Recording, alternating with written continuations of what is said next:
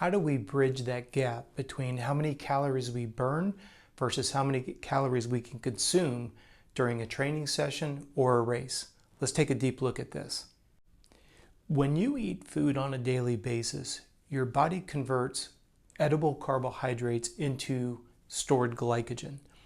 When your body is out exercising and or racing, the typical human being, based on body mass and size, is going to be around 60 to at the most 80 to 90 minutes of stored energy in the form of glycogen will be stored in the body for exercise. Now, the problem is, what happens if your activity depletes those glycogen reserves in a very quick or short period of time, or your event or training session is longer than 60 to 80 minutes? Well, this is where we have to take a look at, where does the source of your calories come from? Stored sugar or stored fat? In the human body, protein will make up no more than 15% of total energy. So we're always focusing on the remaining 85% of calories that are available. When we look at the idea that as we bring the heart rate up higher and higher, we deplete our storage reserves of sugar at a much quicker rate. The higher the heart rate, the more sugar you burn. So when we look at the idea of what and where would our body tap into energy if we deplete all of our storages inside our body? Well, the one thing that you want to keep in mind is we want to do everything we can to spare the body from cannibalizing, i.e. tearing down protein for fuel. So for example, you work extremely hard to get lean muscle mass developed in the gym. Unfortunately, if you don't take in enough calories, your body will start to break down muscle tissue for fuel. When we look at the idea of where do we go after we deplete our glycogen reserves, your body is going to start to tap into stored body fat. But there's a caveat. You need to make sure that you're keeping your heart rate low enough so that the body will continue to tap into the stored body fat versus eating the muscle mass. The challenge that you run into is, how do you keep yourself, especially if you're in a race, how do you keep yourself from slowing down in a race and still be going at an intensity level that you're leveraging stored body fat? Stop and think about that from a 10,000 foot view. Your body prefers stored glycogen for fuel when you're at a high heart rate and or racing, but what happens when those reserves are depleted?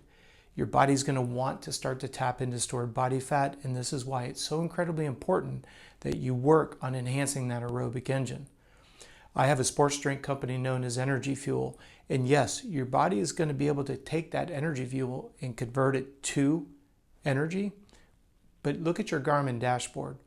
If you're burning roughly 600 to 700 calories per hour, the most the body can take in is around 300 to 400 calories per hour. There's a lot of different discussions about what that threshold is, but for the sake of conversation, all I'm trying to get across is there's a gap on what you're burning versus a gap of what you can consume. If you take in too many calories, your body's actually going to start to experience some gastrointestinal issues. You could end up with loose bowels, you could end up feeling nauseous.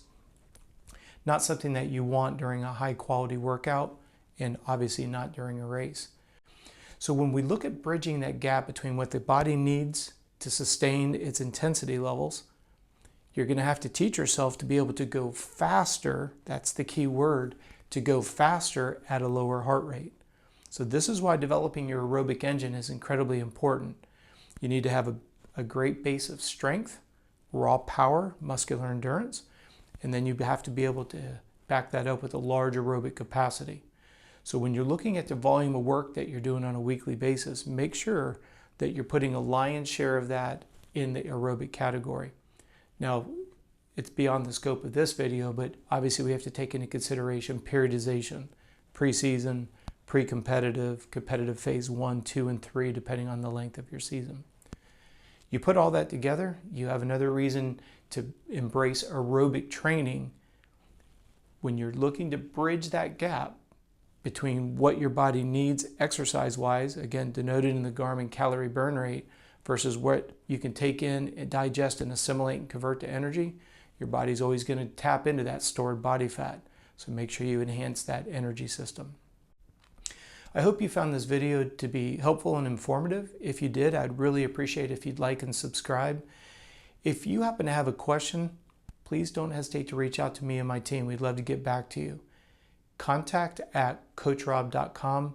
That's the easiest way to get in touch with us. Please remember to like and subscribe. We do put out a video every day here on YouTube, and we look forward to seeing you tomorrow.